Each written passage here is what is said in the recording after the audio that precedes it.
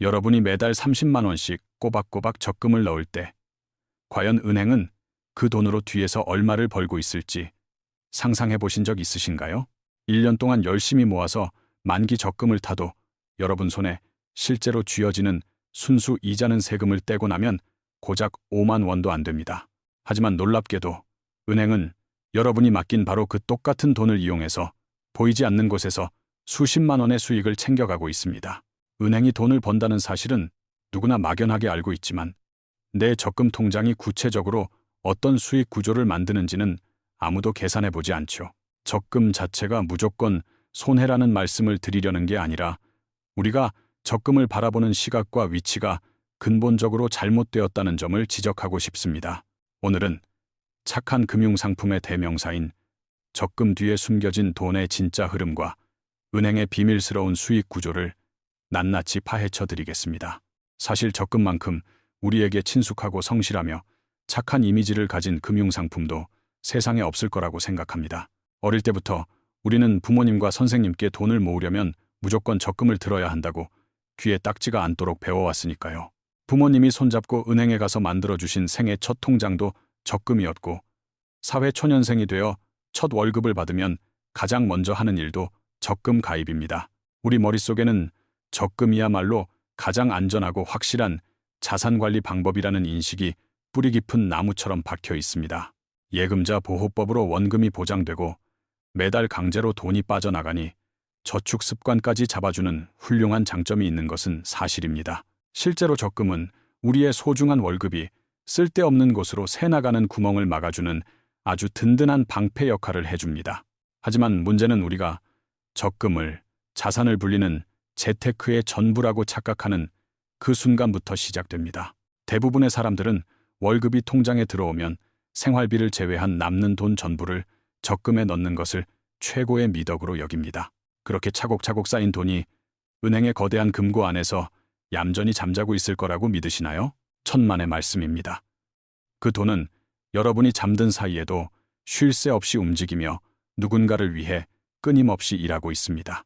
은행이 어떻게 천문학적인 돈을 버는지 이해하려면 먼저 내 통장에서 나간 돈이 어디로 흘러가는지 그 경로를 추적해야 합니다. 여러분이 은행 창구에서 적금 통장에 30만 원을 입금하는 바로 그 순간 그 돈의 소유권은 미묘하게 변화합니다. 법적으로 따져보면 예금은 은행에 대한 채권이기 때문에 여러분이 은행에게 돈을 빌려준 것과 똑같은 효력을 가집니다. 은행은 이 돈을 절대로 금고에 넣어두고 놀리지 않으며 아주 영리한 방식으로 굴리기 시작합니다. 지급준비 제도라는 금융규칙이 있는데 한국은행이 정한 바에 따라 은행은 예금의 극히 일부만 현금으로 남겨두면 됩니다. 현재 대한민국 은행들의 지급준비율은 예금 종류에 따라 다르지만 대략 0%에서 7% 수준에 불과합니다. 쉽게 말해 여러분이 100만 원을 예금하면 은행은 단돈 7만 원 정도만 금고에 보관하고 나머지 돈은 밖으로 빼돌릴 수 있다는 뜻이죠.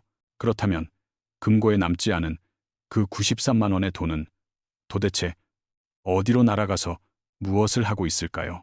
이 돈은 크게 세 가지 갈래로 흩어지는데 개인 대출, 기업 자금 지원, 그리고 채권이나 주식 같은 금융상품 투자로 흘러갑니다.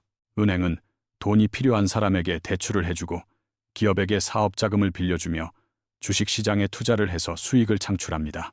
여러분이 적금 이자로 연 3% 남짓을 받는 동안 은행은 그 돈을 굴려 연 5%, 6% 혹은 그 이상의 수익을 올립니다. 이것이 바로 예대 마진이라 불리는 것으로 예금 금리와 대출 금리의 차이를 이용해 은행이 돈을 버는 핵심 원리입니다. 놀랍게도 한국 시중은행들의 전체 수익 구조에서 이러한 이자 수익이 차지하는 비중은 무려 80%가 넘습니다. 2024년 기준으로 국내 5대 시중은행이 거둬들인 이자 수익만 합쳐도 약 42조 원이라는 천문학적인 금액입니다.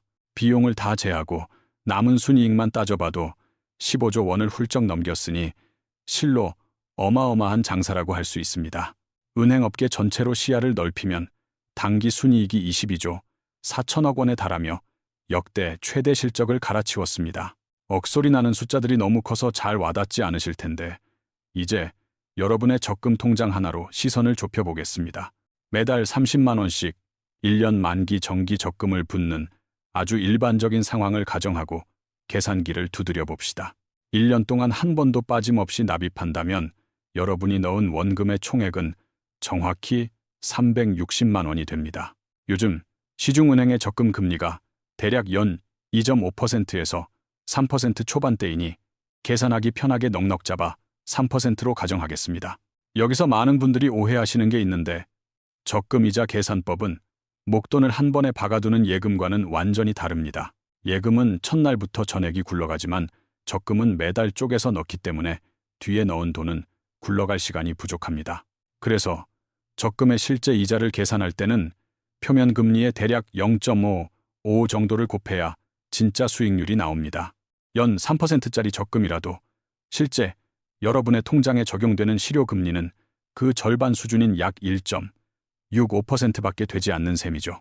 결국 360만 원의 실효금리 1.65%를 적용하면 세전이자는 겨우 6만 원 정도가 나옵니다. 여기서 끝이 아니라 이자 소득세 15.4%를 국가가 떼어가면 여러분 손에 떨어지는 돈은 약 5만 원입니다. 1년 내내 먹고 싶은 거 참아가며 30만 원씩 넣었는데 고작 치킨 2마리 값 벌었다는 사실에 허무해지죠. 그렇다면 과연 은행은 같은 기간 동안 이 돈을 굴려서 도대체 얼마를 벌어들이고 있는지 계산해 볼까요? 은행이 돈을 버는 방식은 우리가 생각하는 것보다 조금 더 복잡하고 정교한 시간차 계산이 들어갑니다. 첫 달에 넣은 돈은 12개월 동안 굴리지만 마지막 달 돈은 한 달밖에 못 굴리니 평균 운용 기간은 약 6.5개월입니다. 현재 시중은행이 개인에게 돈을 빌려줄 때 받는 가계대출 평균 금리는 대략 4%에서 5% 수준입니다. 주택담보대출이나 신용대출은 더 높지만 은행의 입장을 고려해 아주 보수적으로 4%라고 잡아보겠습니다. 여러분이 낸 원금 360만 원의 평균 운용 금액을 절반인 180만 원으로 잡고 계산기를 두드려 봅니다. 단순 계산으로 은행이 연간 대출 이자로 벌어들일 수 있는 금액은 약 7만 2천 원 정도가 나옵니다. 어라, 내가 받는 5만 원이랑 은행이 버는 7만 원이랑 별로 큰 차이가 없다고 생각하실 수도 있습니다. 하지만 방금 한 계산에는 은행 수익의 핵심이자 금융 시스템의 가장 큰 비밀이 하나 빠져 있습니다. 은행은 여러분이 맡긴 적금 원금 360만 원을 딱 한 사람에게만 빌려주고 끝내는 바보 같은 장사를 하지 않습니다. 앞서 설명한 지급준비 제도 덕분에 은행은 같은 돈을 여러 번 굴리는 마법 같은 신용창조를 할 수 있습니다. 신용창조라는 말이 어렵게 들리겠지만 돈이 복사되는 과정을 아주 쉽게 풀어서 설명해 드리겠습니다. 여러분이 적금으로 100만 원을 은행에 넣으면 은행은 7만 원만 남기고 93만 원을 A씨에게 대출해 줍니다. 대출받은 A씨가 그 돈으로 상점에서 물건을 사면 판매자는 받은 돈 93만 원을 다시 은행에 예금하겠죠. 은행은 다시 들어온 93만 원 중 일부만 남기고 약 86만 원을 또 다른 사람인 B씨에게 대출해 줍니다. 이런 식으로 돈이 은행과 시장을 핑퐁처럼 왔다 갔다 하면서 원래 100만 원이었던 돈이 장부상으로는 수배로 불어납니다. 개인 적금 하나로 이 거대한 시스템 전체를 설명하기엔 무리가 있지만 핵심은 은행이 돈을 뻥튀기 한다는 점입니다. 놀라운 사실은 은행이 가진 전체 자산 중에서 은행 쌈짓돈이라 할 수 있는 자기 자본 비중은 10% 남짓에 불과하다는 겁니다. 나머지 90%는 전부 예금자들. 다시 말해 저와 여러분 같은 평범한 사람들이 맡겨놓은 남의 돈이라는 이야기죠. 냉정하게 말하면 은행은 자기 돈은 쥐꼬리만큼만 쓰고 대부분 우리 돈을 가져다가 거대한 돈놀이를 하고 있는 셈입니다. 더 피부에 와닿게 비교하기 위해 매월 30만 원씩 10년 동안 장기 적금을 넣는 경우를 상상해 보겠습니다. 10년이라는 긴 세월 동안 적금을 유지해서 만기를 채운다면 여러분이 받을 수 있는 총이자는 세후 550만 원 정도입니다. 반면 은행은 똑같은 기간 동안 여러분의 돈을 종잣돈 삼아 뒤에서 얼마나 큰 돈을 벌어들이고 있을까요? 단순히 예대 마진만 계산해도 연간 수백만 원이고 10년이면 수천만 원 단위의 수익이 은행 금고로 들어갑니다. 여기에 각종 수수료 수익과 별도의 투자 운용 수익까지 더하면 그 차이는 계산하기 힘들 정도로 벌어집니다. 물론 은행도 공짜로 돈을 버는 건 아니며 직원 월급도 주고 건물 임대료도 내고 대출 부실에 대비한 돈도 쌓아야 합니다. 그런 비용을 다 쓰고도 2024년에 5대 시중은행이 15조 원이 넘는 순이익을 남겼다는 건 부정할 수 없는 팩트입니다. 여기서 우리는 중요한 질문을 던져야 하는데, 과연 은행이 돈을 많이 버는 것 자체가 나쁜 일일까요? 은행도 이윤을 추구하는 기업이니 수익을 내서 시스템을 유지하고 주주들에게 배당하는 건 당연한 자본주의의 원리입니다. 진짜 문제는 우리가 이 거대한 금융구조를 전혀 인식하지 못한 채 은행 좋은 일만 시키고 있다는 점입니다. 적금 통장에 돈을 넣으면서 내가 지금 은행에 사업 자금을 대주고 있다 라고 생각하는 사람은 거의 없을 겁니다. 하지만 본질을 들여다보면 적금 가입자는 은행이라는 거대 기업의 가장 중요한 자금 조달원 역할을 하고 있습니다. 은행은 여러분에게 쥐꼬리만한 이자를 쥐어주는 대가로 그 막대한 자금을 자기 마음대로 굴릴 권한을 얻습니다. 그리고 그 과정에서 여러분이 감지덕지하며 받는 이자보다 훨씬 더 큰 덩어리의 수익을 조용히 챙겨갑니다. 같은 돈이라도 내가 어느 위치에 서 있느냐에 따라 누구에게는 푼돈이 되고 누구에게는 목돈이 되는 결과가 나옵니다. 똑같은 360만 원이라도 적금 가입자의 손에서는 1년에 5만 원을 낳는 비효율적인 자산일 뿐입니다. 하지만 은행의 입장에서는 그 돈이 수십만 원의 수익을 끊임없이 만들어내는 황금알을 낳는 거위가 됩니다. 극단적인 예로 여러분이 적금 통장 대신 그 은행의 주식을 사서 배당금을 받는 주주가 된 상황을 상상해 보십시오. 주주가 되는 순간 돈이 여러분을 위해 땀 흘려 일하게 되지만 적금만 고집한다면 여러분의 돈은 남을 위해 일하는 꼴이 됩니다. 이것은 비단 적금만의 문제가 아니며 우리가 가입한 보험이나 연금 등 대부분의 금융상품이 동일한 원리로 돌아갑니다. 우리가 낸 보험료와 연금, 납입금 역시 거대한 금융 시스템 안에서 운용되며 누군가의 수익을 창출하는 연료가 되고 있습니다. 제 이야기를 듣고 적금은 나쁜 거니까 당장 해지해야겠구나 라고 성급하게 오해하시면 절대 안 됩니다. 적금은 강제 저축 효과가 뛰어나고 원금이 확실히 보장되며 예금자 보호까지 되는 매우 훌륭하고 안전한 수단입니다. 특히 사회 초년생이 목돈을 마련하는 첫 단계로서 적금보다 더 확실하고 유효한 방법은 사실상 없습니다. 제가 강조하고 싶은 핵심은 적금이 재테크의 시작점이 될 수는 있어도 결코 종착점이 되어서는 안 된다는 사실입니다. 인류 역사상 오로지 적금 이자만 모아서 부자가 된 사람은 단 한 명도 없다는 점을 뼈저리게 기억해야 합니다.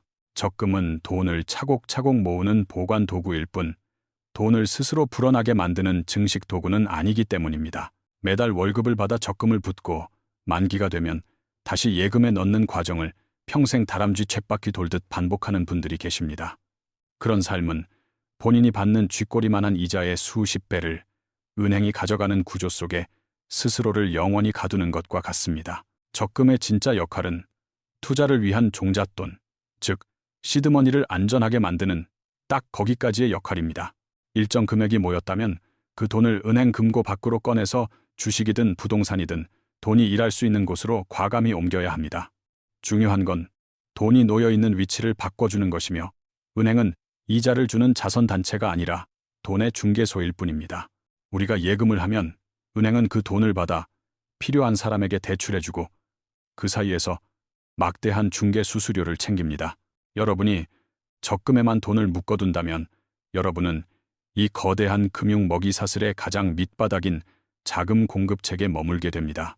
반면에 대출을 받아 투자를 하거나 사업을 하는 사람들은 돈을 활용하는 위치에 서서 훨씬 더 큰 기회를 얻습니다. 물론 아무런 준비 없이 무턱대고 빚을 내서 투기하라는 위험한 소리가 절대 아니니 문맥을 잘 이해하셔야 합니다. 똑같은 금융 시스템 안에서도 내가 어느 포지션을 잡느냐에 따라 인생의 결과값이 완전히 달라진다는 뜻입니다. 적금 가입자는 푼돈 이자를 받고 은행은 예대 마진을 챙기며 은행 주주는 배당을 받고 투자자는 자산 가치 상승을 누립니다. 결국 같은 돈이 돌고 도는 세상이지만 각자 서 있는 위치에 따라 가져가는 몫의 크기는 천차만별로 달라집니다.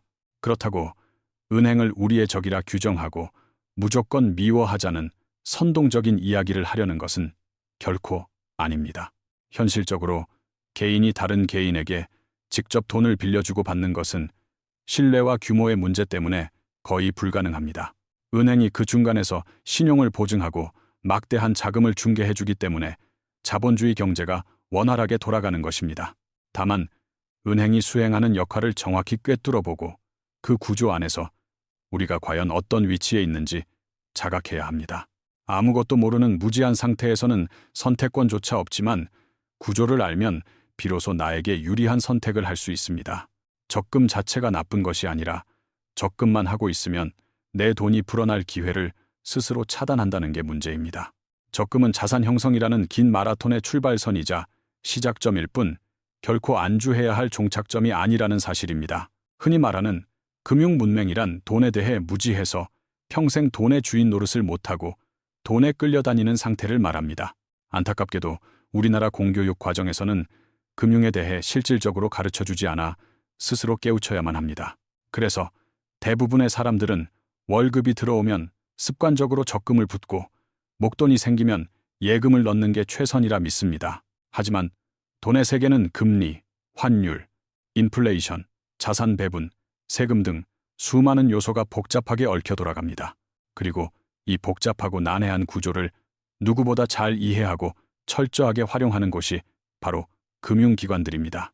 개인이 금융기관만큼 전문적일 수는 없지만 적어도 내 돈이 돌아가는 기본적인 구조 정도는 파악해야 합니다.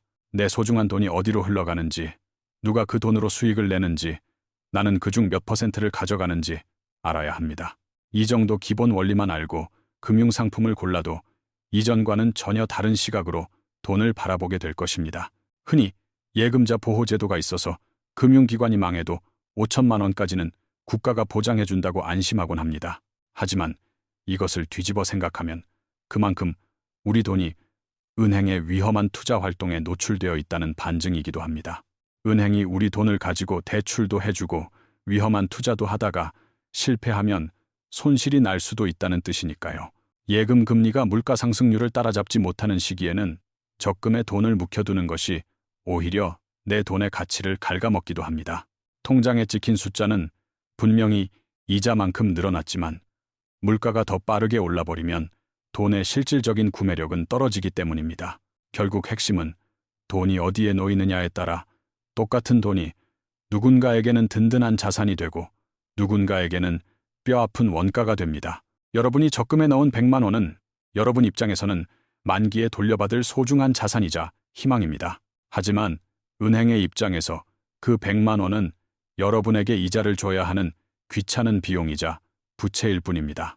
반대로 누군가 은행에서 대출받은 100만 원은 그 사람에게는 매달 이자를 내야 하는 고통스러운 비용입니다. 그러나 은행에게 그 대출금 100만 원은 매달 따박따박 수익을 가져다주는 효자 같은 자산이 되는 것입니다. 이 영상을 보시고 당장 은행으로 달려가 적금을 다 해지하라고 부추기는 것이 절대 아니니 오해하지 마십시오.